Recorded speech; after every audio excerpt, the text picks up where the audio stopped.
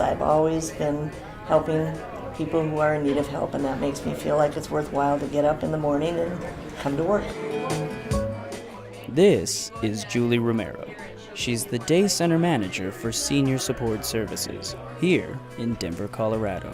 I would say the majority of the people are homeless, but we also have low-income people, and anyone who is a senior, at least 55 and over, it can come here and take advantage.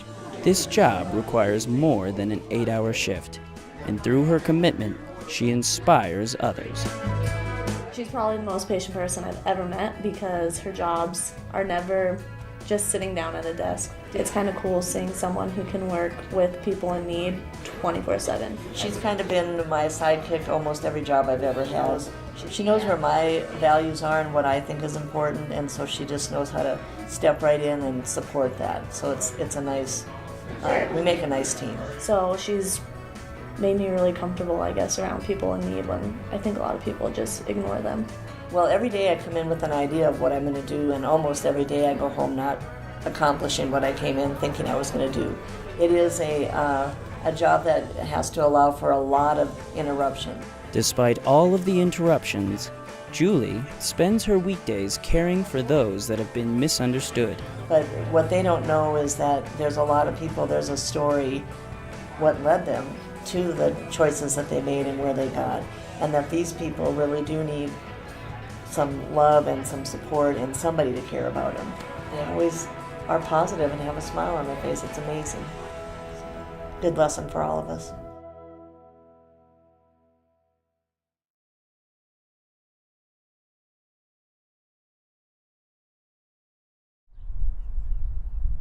This is an alternative for kids here in Boulder County. Justice High, one of the last options for high school students. Have been expelled or have truancy issues or had issues going to school. Guys, all the electives are on the board. Their whole lives, people have just kind of given up on them, or they've just let them fail. Considering their obstacles, these students are prepared. So we do our best to set them up for success before heading out, whether they plan to go to college or not. In order to graduate, they must be accepted into 3 different colleges. This faculty makes sure it happens. This school provides not giving up on a kid, you know. By pushing these kids to achieve, they can go on to do great things. We've had numerous students leave here who have been very successful going on to college. We have attorneys, we have police officers. These students will remember everything that Justice High has done for them. They didn't give up on me, so it's a sense of hope that they can go out and achieve whatever their goals may be.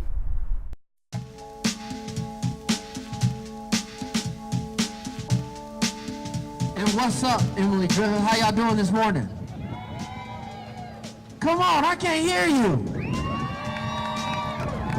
After nearly a century, Emily Griffith's high school and technical college will be relocating from 13th and Glenarm. Change can be bittersweet. As I mentioned, this is a bittersweet day in that this is one of my favorite days, this along with graduation, and bittersweet because this is the last block party on this campus. And I do love the old structure, and the architecture is really fun. I kind of like the historical aspect of the old building, but I feel like the new building would be a good change. Yes, but my favorite thing, I guess, is just the history itself. When you walk the halls, it has this amazing kind of character and vibe to it that is hard to replicate. It's just a nice building. I mean, it's been here forever. Why move? This building has a lot of character, and it's a really nice building. It just needs some fixing, you know? What will students miss?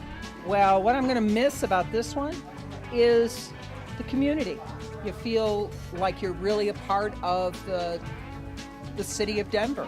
But one thing I will miss is how it's been here forever. Everybody knows where this school is located.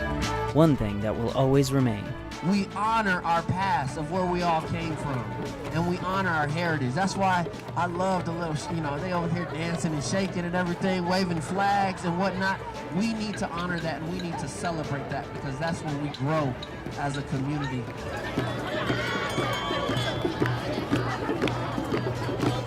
thank you and continue to be diverse.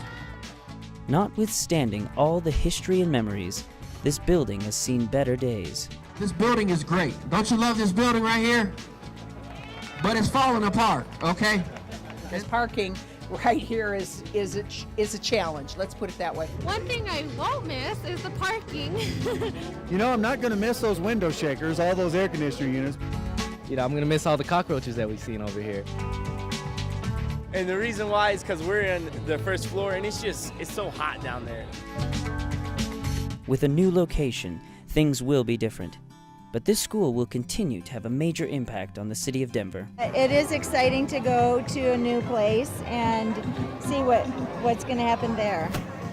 You know, we're gonna miss this old place, but sometimes times have to change. We have to move on to bigger, better things. So, you know. I have been at the new building. I'm kind of jealous. It's really nice, and I would love to be over there. Like a better future for the school and like for everybody who starts going there. You know, I am going to miss the old campus, but the reality is that our mission hasn't changed. It's just bricks and mortar, and it's served this institution for 97 years. Thank you so much, Emily Griffith, for everything you've done for the community.